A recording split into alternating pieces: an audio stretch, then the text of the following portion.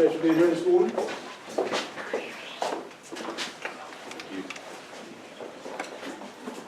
Well, good morning. First of all, I've got to apologize, Louis and Deborah. As we were walking in, several people came up and said, "Where are all our regulars?" They're out knocking on doors in Cherokee County for us. So I apologize. We kind of kept people out of the headquarters today, but we're 59 days. 59 days, not only away from the election, but 59 days before we begin taking our nation back. 59 days will determine whether or not we're going to continue in the direction that we're going now, or if we're going to actually take a step back and turn the nation around, get it back to that idea that our founding fathers had, that it's you see it over here, we the people. You know, we've taken in the past several decades this idea of our founding fathers of a government that was so limited in scope and its power that we as citizens tended to forget it even existed. That was the vision of our founding fathers. Unless we were invaded or you went to the post office, you tend to forget that it even was there, that it existed, because the state and the local government had the greatest amount of influence over your life. But over the past several decades, we've transitioned from a government of the people to a government over the people. And it's continuing in that direction. I'll tell you a quick story that happened to me back in 2003. Many of you that have probably heard this before, but I went to the nation of Ukraine in 2003. The Ukrainian Orthodox Church had invited me to come over. We were doing some missionary work there, but they wanted me to come and speak on American history to several of the colleges there. You see, this is a decade after the fall of the Soviet Union. This was the revolutionary class that was in charge of the government. These were the guys that helped overthrow the Soviet Union, and they were heading to more Western ideas and principles and freedom and liberty. But they knew one thing, that if they didn't prepare the next generation to take up the banner, to take up the mantle of freedom and liberty, then they would slip right back into the oppression of communism. They also knew that the one prize that Russia, or the former Soviet Union, lost, that they wanted back more than anything of all the states, was Ukraine. Because Ukraine is the breadbasket of Europe. They're the third greatest exporter of wheat and grain in the entire world. We talk a lot, those who control the oil supply control the world. Let me tell you what, if you control the food supply, you really control that region. The one state, the one area, the one region that Russia has always wanted back is Ukraine. So when I was there in Ukraine, I saw a people that had tasted freedom. It was ironic, the interpreter that I had there, a good friend of mine named Bova, he was part of that revolution that helped overthrow the Soviet Union, and so we were on a train from Kiev down to Kherson. Eventually went down into Crimea. But we were on the train from Kiev to Kherson, and we were sitting there talking. And we were talking about, I was really interested in this movement from when Reagan stood up and said, "Mr. Gorbachev, tear down this wall," to when they actually saw the fall of the Soviet Union. I was really interested, what got you guys here?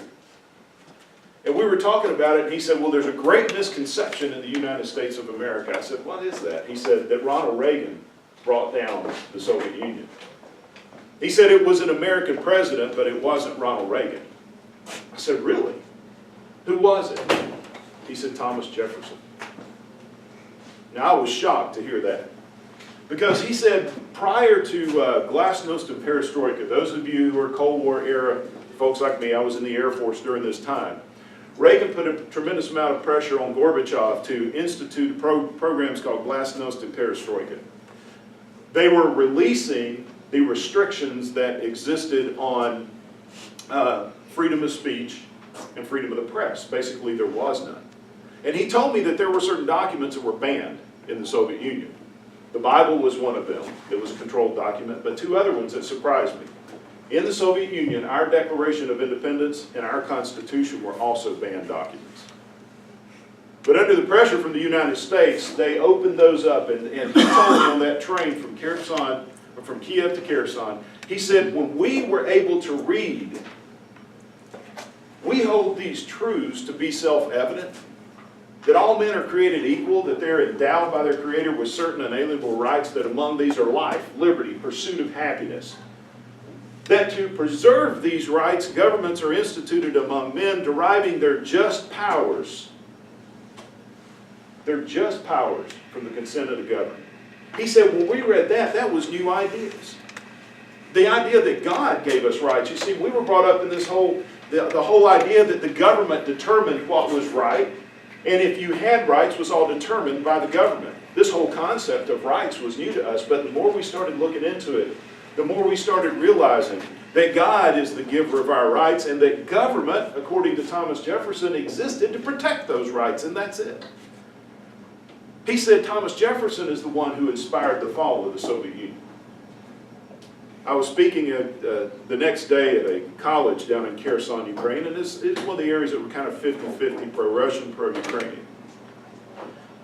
And after we got done, it was on Thanksgiving Day 2003, I went and sat at the dinner table with some government officials, and one of them started asking me a lot of questions. They were asking me all kinds of questions about the founding of America. And I could tell by their questions, one, that they were very interested in American history, and two, that they already knew a lot, probably more than most Americans. But as we sat at that table, I finally asked him, I said, excuse me, but I'm very intrigued by your interest in American history. I wish people back home were that interested. I said, why are you so interested in American history? And what he said changed my life. Because when I said, why are you so interested in American history? He said, because we want to become what you were. What you were, not what you are. And when I asked him about it, I said, why did you say we want to become what you were? He said, because while we are becoming what you were, you are becoming what we were. That was in 2003. And we have continued down a trajectory that is even, the speed of which we're moving towards socialism and communism is alarming at best. People on the other side of the world, and I have friends in Crimea right now today, they don't want to be part of the Soviet Union. And that's what we're seeing is a rise of the Soviet Union again. They don't want to be part of Russia. And they feel we've abandoned them. But they see what's happening in America, and it scares them. The churches in Ukraine that saw the freedom of religion that they had not experienced in decades, it was the churches in America that were helping them grow their churches, and they see that that is slipping away because they're afraid of America. 2 weeks after I announced that I was running for Congress, I was speaking at a high school baccalaureate service here. And as I was just about to walk up on the stage, pastor who was introducing me walked over. We're about to go up there. He said, Barry, in one sentence, if possible for a politician to say anything in one sentence. He said, in one sentence, tell me why you're running for office. Why are you running for Congress? And I learned a long time ago, if you want to find out the real meat about a politician and why he's running, ask him why. Most of the time you're going to get what they're going to do or how they're going to do it. One, they probably don't know why they're running, or two, they're embarrassed to admit why. But for me, this was easy because you'll hear all kind of campaign speeches. Why I want to go to Washington. Why I want to go serve in Congress. Let me just be flat honest with you here, because that's what I am. This is not what I would have chosen to do in my life at this point.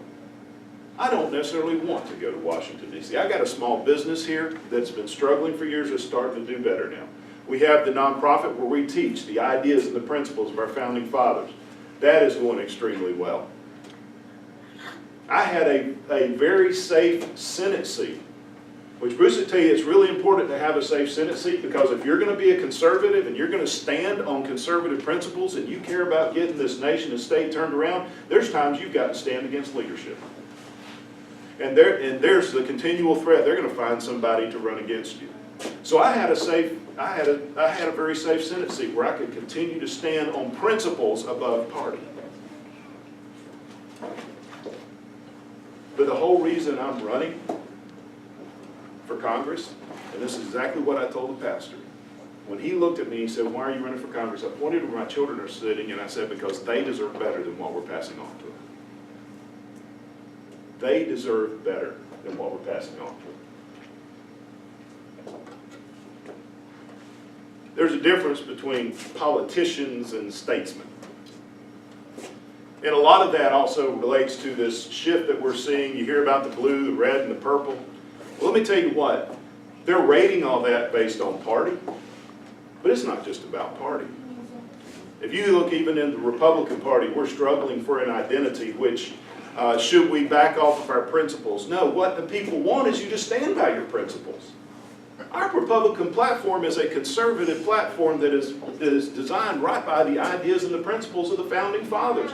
If we want Georgia to stay red, let's get back on our platform. Let's get back on the principles of liberty, of justice, of freedom, of less government.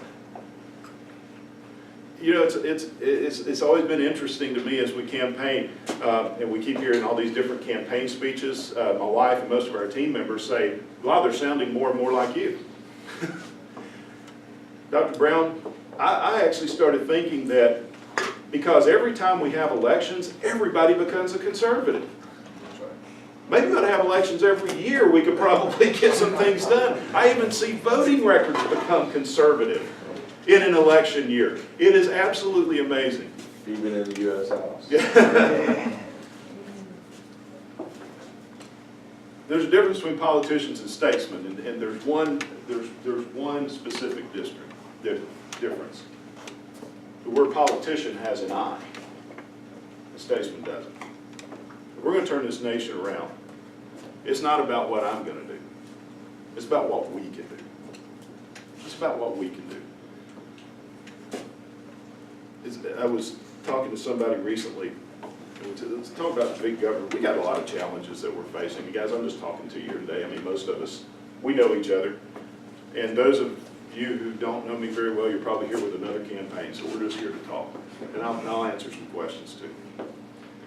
You heard $17 trillion debt. Well, it's actually, by the end of this fiscal year, going to be $18 trillion. $18 trillion. Now, we just found out a couple months ago we're going to have our first grandchild. Granddaughter is going to be born May the 23rd, 3 days after we celebrate the victory in the primary. The moment she's born, she is $60,000 in debt. And she had nothing to do with it. Absolutely nothing. You see, that's if you take the $18 trillion and you spread it out across the entire population of the United States of 313 million. But see, that's not even the case because 64% of our population pay no taxes. No income tax whatsoever. Leaves 36% bearing the load. Well, out of that 36%, you got to take 20% off of that because they actually, 20% of them receive more in a refund than they actually pay in taxes. Now, you need to reduce that by another 15% because 15% of them, even though they pay taxes, they only pay 1 to 2%. Every dollar they pay goes to pay to the previous group that's getting more back. When you start needling it down, 15% of our population carries the load for everybody. Now let's take that debt and apply it to them. You know who that 15% is? This is folks in this room. It's the ones that are working. It's a small business owner who Washington has been attacking. We've created two classes of business in this nation, too big to fail and too small to succeed. That 15%, when you break it down to them, that's $1.6 million a person. That doesn't include the entitlements, right? That does not. This is just the Congress's deficit spending. Congress spending more than they're bringing in. When you add the $100 trillion in entitlements, Social Security and the other programs such as Medicare, et cetera, it's somewhere between, it changes every day, between 60 and $100 trillion. some say 200. It's 200. Hey, let's talk about what $18 trillion really is. Now, as a small business owner, I mean, I get excited when there's enough money going in the bank to make payroll next week, okay? And so the idea of $18 trillion boggles my mind, so I wanted to find what is $18 trillion? What's the best way to understand $18 trillion? If you were to go back to the birth of Jesus, if we could go back in time to the moment that Jesus was born, and you went to the first community bank of Bethlehem, and you deposited $16,000. and you hung around there. 60 seconds later, you dropped another $16,000 in the bank. 60 seconds later. 1 minute later, you put another $16,000 in the bank. If you continued that, every minute, every 60 seconds from the birth of Christ, if you put $16,000 in the bank, you still wouldn't have $18 trillion today. You'd be at 16.9 trillion. That's how big this debt is. Just the interest payment on the debt alone, we could have bought 2,700 F-35 fighter planes. And those things cost $151 million a piece. 2,700. We could have bought 39 aircraft carriers, of the new Ford-class aircraft carriers. Folks, this debt is a national security issue. We see how the feds are keeping the interest rates artificially low. We all talk about it to stimulate the housing market. It's not stimulate the housing market, it's to keep the interest payment low, because if we were to go into hyperinflation, Makes it that worse. we'd be in bankrupt before you know it, because we would no longer be able to afford the interest payment of the loan, and we're gone. But isn't that what's going to happen inevitably when foreign countries stop loaning us money? That's exactly right. This has to change now. Then the question is, what do you asked the question earlier. Let me go ahead and Well, yeah, it's like we're talking to the wrong demographic in this room. Well, there's a solution to this, because one, you talk about, in the question earlier, it was posed to me a while back as the Santa Claus mentality, you know, here, I just want my stuff. First of all, you break it down. Everybody's heard the inevitable 47%. Well, there is a percentage of that is on the programs under what they were designed to be. And keep in mind, most of these programs were Depression-era programs that were supposed to be temporary solutions that once government starts doing something temporarily, you never get rid of. But because of the economy, many of those have been on there. If we can improve the economy, that will pull some of those folks off the entitlement program too. Many of those folks that were inspired to come out and vote, they're not going to be there next time. We also have to have our people come out. Our people have to be willing to come out. It's not over with. We can fix this thing. But there's one thing we have to go back to the ideas of our founding fathers, what they believed, what they thought. One thing the founding fathers understood is it doesn't matter what political party is in office, no legislative body will ever cut its power or its ability to spend money. Proof of that.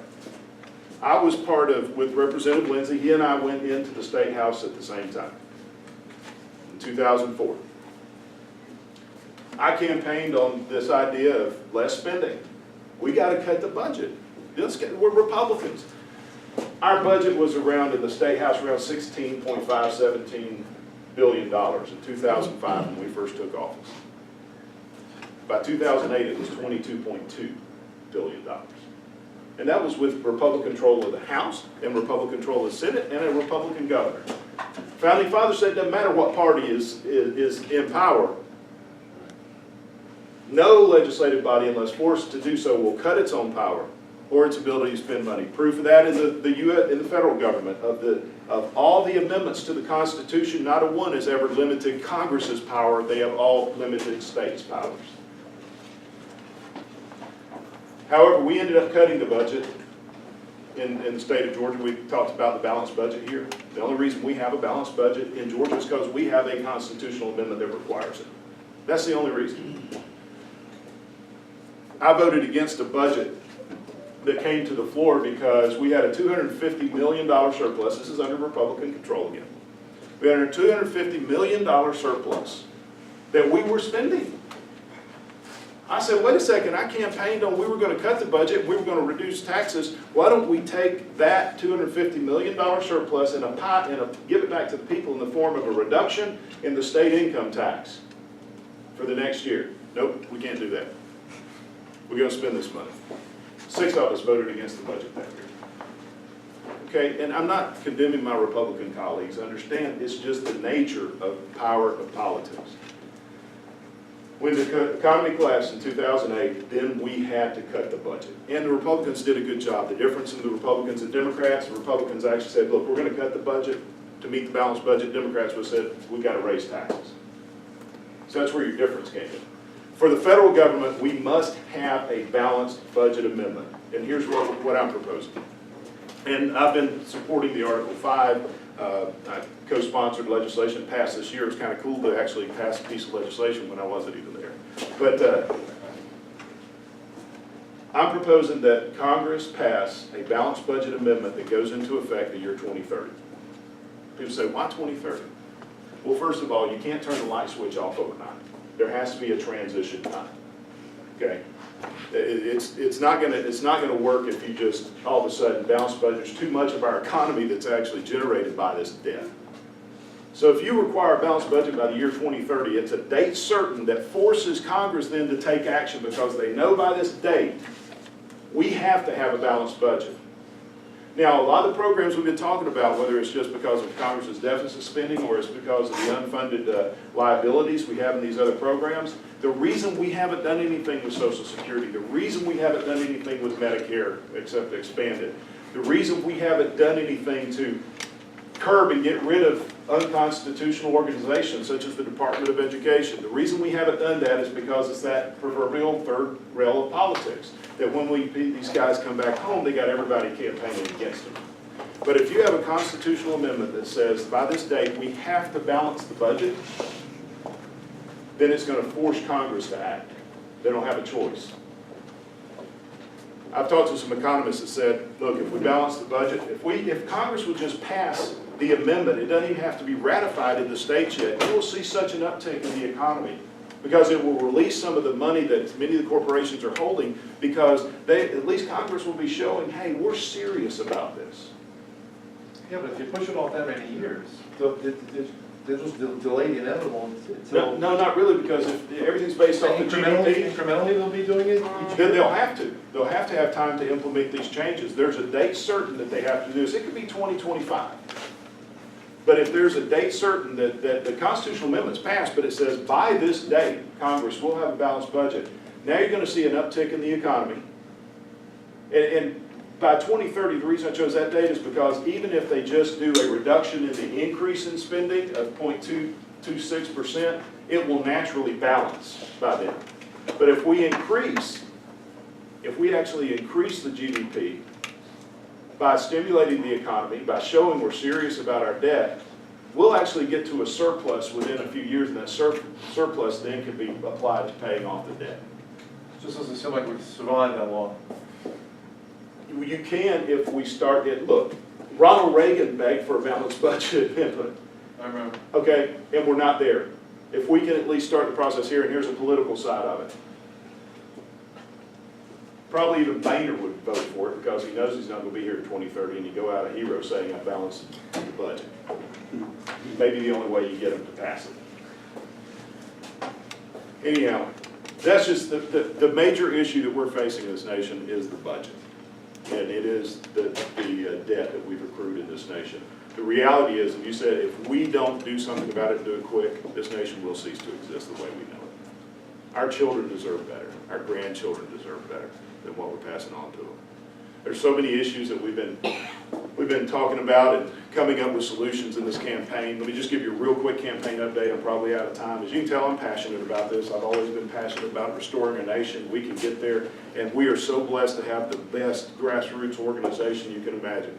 David here, even though he's dealing with chemo and really in a fight for his life, is helping from his home with our campaign. Why? Because he wants to make sure that that next generation has a nation that they're proud of, that the kids can live in freedom, a land that's safe and full of opportunity. And we can turn it around, I know we can. There's good people running this race. I'll tell you right up front. I know every one of the top people. As I said, Ed Lindsay and I went in the State House together. Bob Barr and I, who is really from the poll numbers coming back, is coming down between, since we're just here in the room as friends, coming down between me and Bob. Bob and I are good friends. We go back 10, 15 years. Tricia Pridemore, another candidate, came up and went door to door for me when I ran for the state senate. We all have a relationship. We all know each other. And they're good people. But right now is such a critical time in our nation, we can't take the chance of just sending somebody that's good, has a good resume, to Washington, D.C. We have to have consistency. We have to have strong conservative values and somebody that has the courage to stand up and do what's right, even if doing what is right is difficult. That's why my stance on our traditional American values, our religious liberties is why the Family Research Council and Concerned Women of America early on in this campaign came out and endorsed me as the only candidate in this race. Because of my experience as a small business owner and having to deal with the day-to-day operation of running a business and government regulation, is why Madison Project came out and endorsed me in this race. Freedom Works announced I was one of the top 5 candidates in the nation running for U.S. Congress in an endorsement in Washington, D.C. last month. Restore Our Republic, which is a PAC that's made up of some of the most conservative members of U.S. Congress that are there now. Those core conservative members created a PAC. I'm the only candidate they've endorsed nationwide. Because of my being a veteran and my experience and my support of a strong national defense, the National Defense PAC has endorsed my campaign. Last week, in an unprecedented move, Senate Conservatives Fund, who is a conservative PAC for the U.S. Senate, did something different. They said, we're gonna endorse 5 U.S. House candidates. And they came over and they endorsed our campaign as the #2 candidate in the nation. Why are they stepping up? Because they know how critical time this is. And I think Eric Erickson summed it up. If you listen to Eric Erickson on WSB radio, Eric Erickson from Red State said, even though there's good people in this race, Barry Loudermilk is the only one who has proven he will stand and put his principles and his constituency above party leadership, because he has proven that he will not only stand against the Democrats, who stand against bad Republicans and bad ideas as well. And that's what it's going to take at this moment. Look, I love the ideas of this party. Louis and I have been friends for the years I used to chair this party. But it's not about party today, folks. It's about principle, it's about ideas, and it's about who will go and actually have the vision of turning the nation back around.